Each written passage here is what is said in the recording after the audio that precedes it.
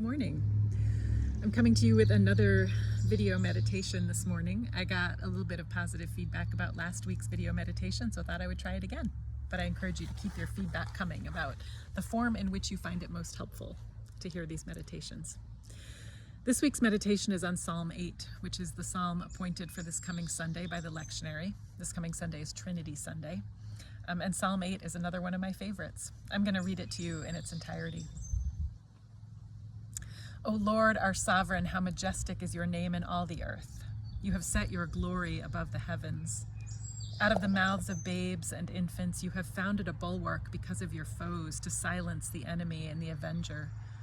When I look at your heavens, the work of your fingers, the moon and the stars that you have established, what are humans that you are mindful of them, mortals that you care for them? Yet you have made them a little lower than God and crowned them with glory and honor.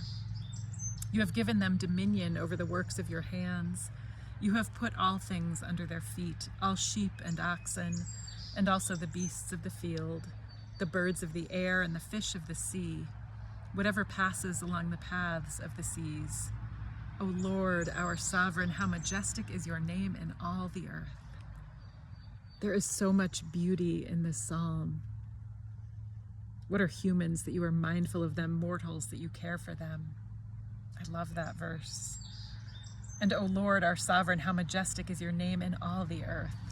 Such beautiful words of praise.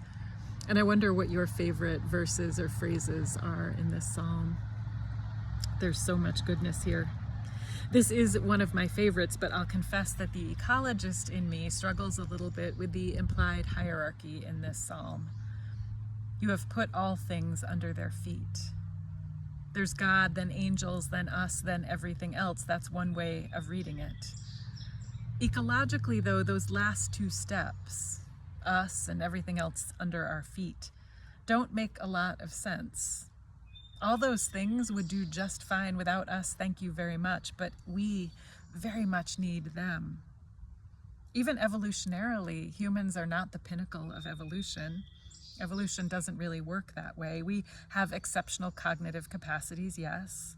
Maybe we're the only species with the particular kind of self-awareness we have, but that's actually hard to say. And even if it's true, complex isn't necessarily better evolutionarily. So what's an ecologist to make of all things under our feet?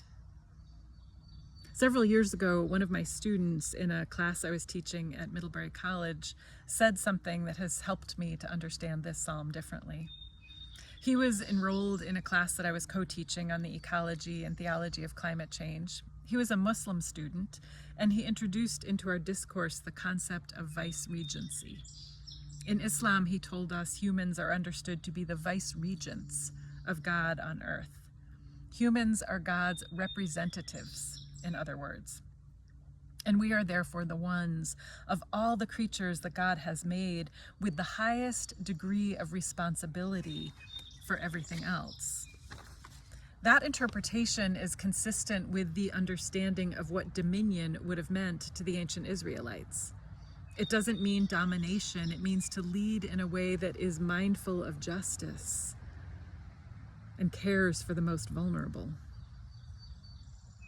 Which means that the hierarchy that this psalm points to might have more to do with our responsibility to care for and tend to the well-being of all of God's creatures and all of God's people, especially the most vulnerable. So here's my question for meditation this week. What if our status as being above other created things is about our responsibility? About an expectation of caretaking that will mirror God's caretaking? What might you hear different in the psalm if you read it in light of that? What would be different for you around your experience of creation, around how you understand your place in it? What would be different for us? I wish you blessings on your meditations, and as always, I would welcome any tidbits you choose to share. And by way of a closing prayer, I wanted to share with you words of prayer written by Walter Brueggemann, who is an Old Testament scholar and theologian, brilliant writer and thinker whose writing has very much informed my own thinking and theology, especially around hope in this moment. So he died on June 5th, and so I'm reading this prayer of his as a way of honoring him. He was a giant in the field of biblical scholarship and theology. And this is a prayer called "We Will Not Keep Silent." Please pray with me. We are people who must sing you for the sake of our very lives. You are a God who must be sung by us for the sake of your majesty and honor. And so we thank you for lyrics that push us past our reasons, for melodies that break open our givens, for cadences that locate us home beyond all our safe places, for tones and tunes that open our lives beyond control and our futures beyond despair. We thank you for the long parade of mothers and fathers who have sung you deep and true. We thank you for the good company of artists, poets, musicians, cantors, and instruments that sing for us and with us toward you. We are witnesses to your mercy and splendor. We will not keep silent ever again. Amen. God bless you all, my friends.